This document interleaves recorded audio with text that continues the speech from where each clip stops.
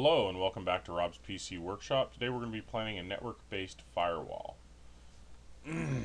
A small or a medium business has decided they need to put some firewalls in to protect their network. So we're going to go ahead and move router A out of the way and put a firewall in its place.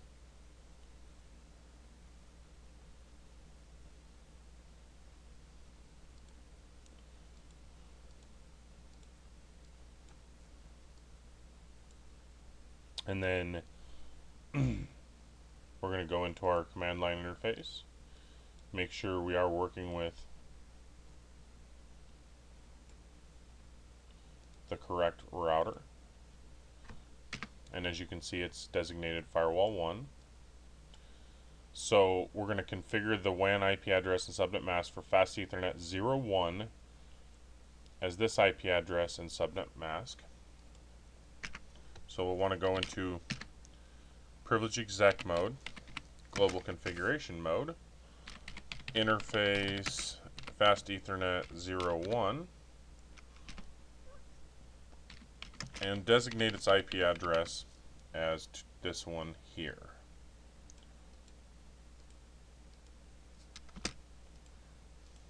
With a subnet mask of 255.255.255.224.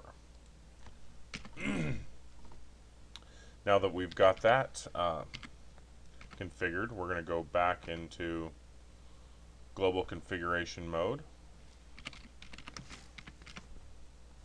and we want to configure fast Ethernet 00 now. So we're going to designate an IP address 192.168.1.1 with a subnet mask of 255.255.255.0.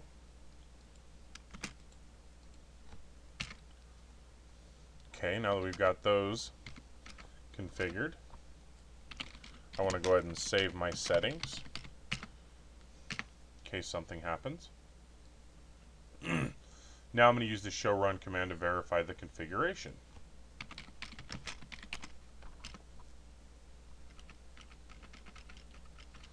And as you can see, interface fast Ethernet 00 and 01 are configured to exactly what I asked them to be configured to.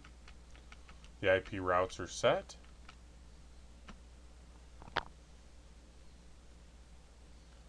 Now we're going to ping 209.165.200.225 from PCB.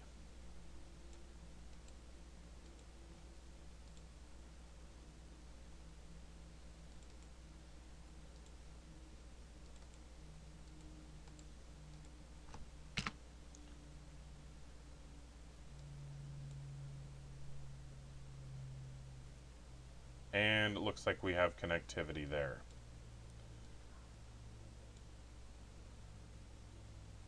So from privilege exec mode on firewall 1, save the running configuration, startup configuration using copy run start, which I've already done. So now we're going to secure the research and development network. We're going to replace router C with firewall 2.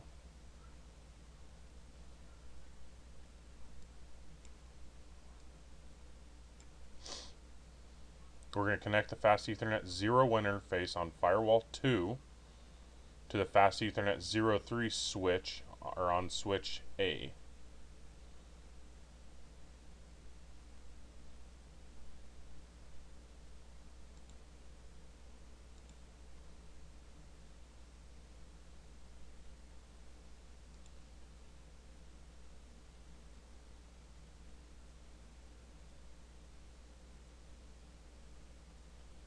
And now we're going to connect this one, fast Ethernet 00, put our new firewall in place, go to our command line interface, make sure that we have firewall 2, go into our privilege exec mode, global configuration mode. Now we're going to interface fast Ethernet 01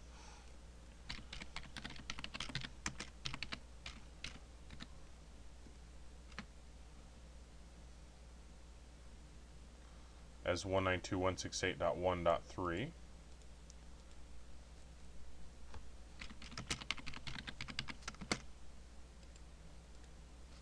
And give it a subnet mask of 255.255.255.0.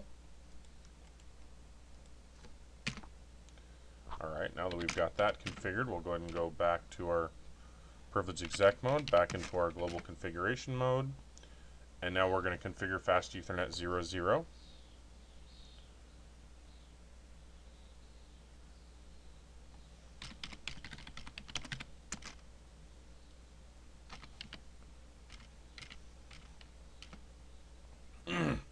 Give it an IP address of 192.168.3.1.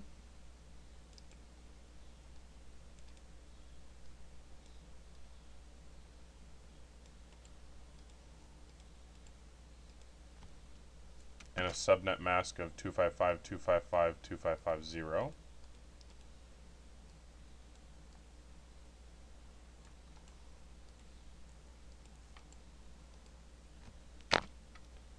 Alright, I'm going to go ahead and end out of that and copy run start to save my information.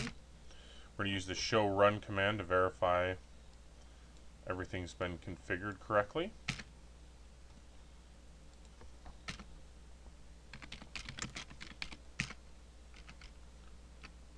So our fast Ethernet has been set up correctly. Both of them, 00 and 01.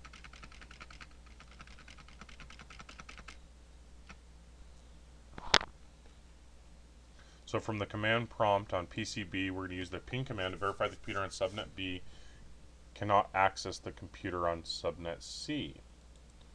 So from the command prompt on PCB, we're going to try to ping 192.168.3.10 to make sure it's been firewalled off.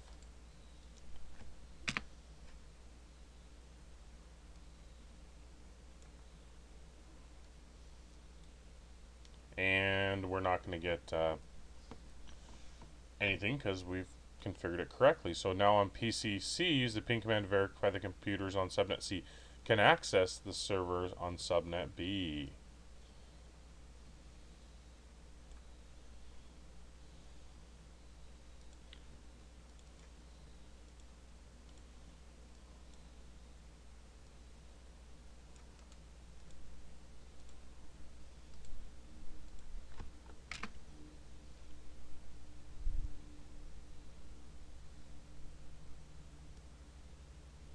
And we have connectivity. From the command prompt on PCC, use the ping command to verify the computers on subnet C can access the internet.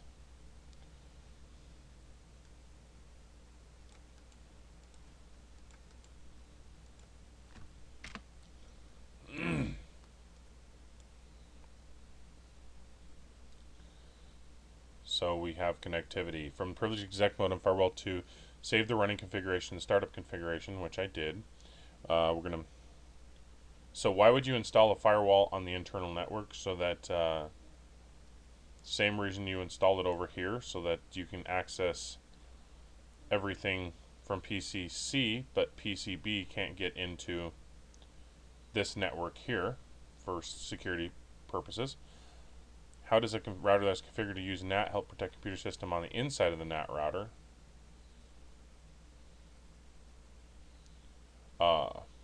Same way. It protects for security purposes. So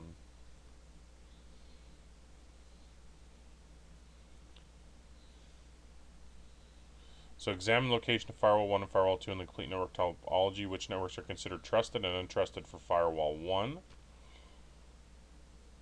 This is considered trusted for Firewall 1, but the internet is not. And then Firewall 2 trusts